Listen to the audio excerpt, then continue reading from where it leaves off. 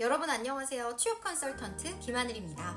사실 제 주력 분야는 승무원 준비생들을 가르치는 것인데 비단 승무원 시험뿐만 아니라 여러분들이 어디 직장에서 승진을 하고 발표를 하고 좋아하는 여자나 남자에게 내가 사랑받을 수 있게 매력적인 말하기를 어필하려고 한다고 하더라도 여러분들은 꼭 스피치를 잘 해주셔야만 해요. 그래야 승진도 잘 되고 영업분들이시라면 영업직에서 영업도 성공하시고 돈도 많이 벌 수가 있는 거니까요. 그래서 내 스피치 실력을 집에서 편안하게 5분만 투자하며 알아볼 수 있는 자가 스피치 진단법 한번 알려드리려고 하는데요. 딱 5분만 투자하셔서 여러분들의 스피치 문제점은 무엇인지 앞으로 어떻게 좀 해결해야 될지 생각하고 고민하는 여러분이 되었으면 좋겠어요.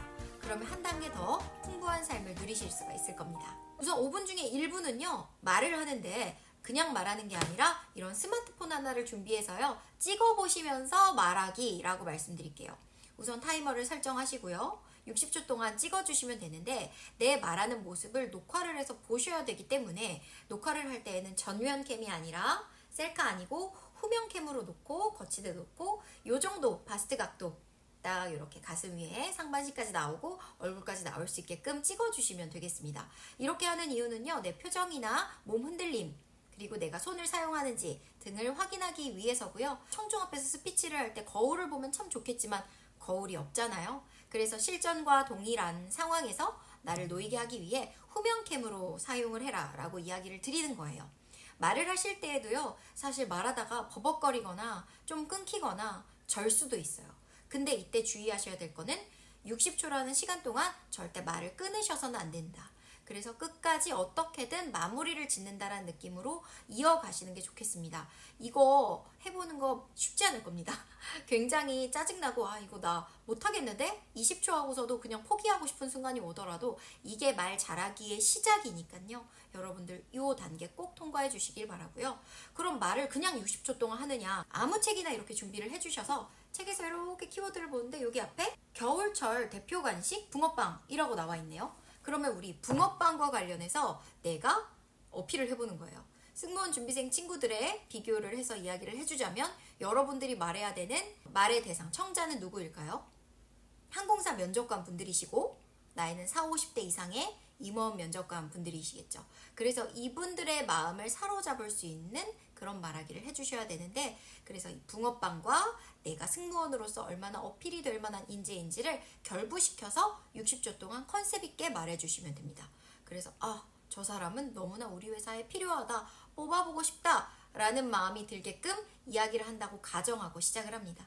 우선 붕어빵이라는 단어를 보면 벙찔 거예요. 하지만 3초 안에 대답을 해준다라는 마음으로, 왜냐면 실제로도 이러이러한 것에 대해서 말씀해주세요 질문을 하고 나서 내가 운용할 수 있는 시간이 길지 않아요. 3초에서 길어봐야 5초 사이 그 잠깐의 공백을 생각하는 시간으로 기다려주신다는 건데, 그 안에 내가 답변을 뭐라도 시작해보는 연습으로 이 스피치 테스트를 준비해 주시면 되겠습니다.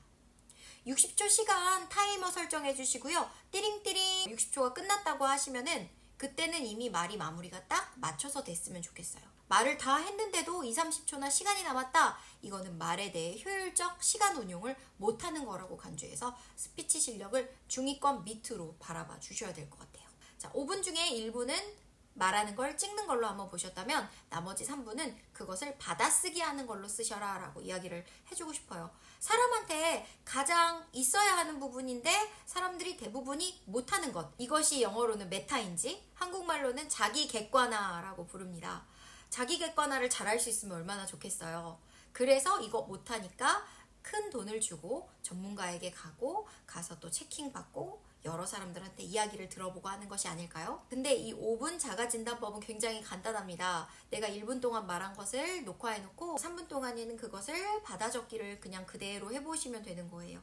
그래서 내 스피치 실력을 내 스스로가 좀 전문가처럼 테스트를 해볼 수 있는 방식인데, 그래가지고 쩝쩝 등 본인이 말할 때 불필요한 언어 습관들도 그대로 다 받아 적기 하시고, 교육인데 고육 했다거나 승무원인데 승무언 했다거나 이런 식으로 발음의 전달력이 부족했던, 딕션이 부족한 부분들도 그 내가 틀린 그대로 기록을 해주시면 좋겠고, 그리고 우리가 드라마 작가 대본이라고 생각을 하시고 괄호 안에다가 미세하게 다 적어주셔야 돼요. 3초간의 공백, 5초간의 공백 이런 것들도 다 적어주시고 입맛을 다시며 습하고 들이쉬며 미간에 인상을 찌푸리며 등등 이런 이야기들도 전부 다 표정과 태도도 자세하게 한번 적어보면서 내가 내 스스로를 여러 번 돌려보고 뭐가 틀리고 뭐가 잘못됐는지를 보는 시간을 가져야 이제부터 뭔가 발전이 있습니다. 자, 5분 중에 1분은 영상 찍는 거, 3분은 받아 적는데 사용하셨다면 나머지 1분은 이제 이것을 소설처럼 읽어보기 시간을 갖추시면 됩니다. 그냥 이렇게 쭉 읽어보시면 되는데 이때 스피치 실력의 상중하로 나뉘어볼 수가 있어요. 재밌는 소설처럼 굉장히 술술 잘 읽히고 내용이 눈에 확 확연히 들어온다. 그렇다면 스피치 실력 상, 잘을 하시네요 말씀. 이렇게 말씀드리고 뭔가 가르쳐 드릴 게 없습니다. 하지만 이야기의 요지는 알겠는데 특색이 없다거나 그래서 재미가 좀 노잼, 이야기의 핵심이 없고 중구난방 이렇게 요지가 왔다 갔다 컨셉이 하는 것 같아. 그래서 좀 별로인 것 같아. 아니면 말할 때 너무 절거나 더듬거나 아주 공백이 길거나 이렇게 해서 문장의 흐름이 끊겨. 만연체처럼 뭐뭐 하면서 뭐뭐 함으로 뭐뭐 해서 문장의 쉼표가 하나 이상이야.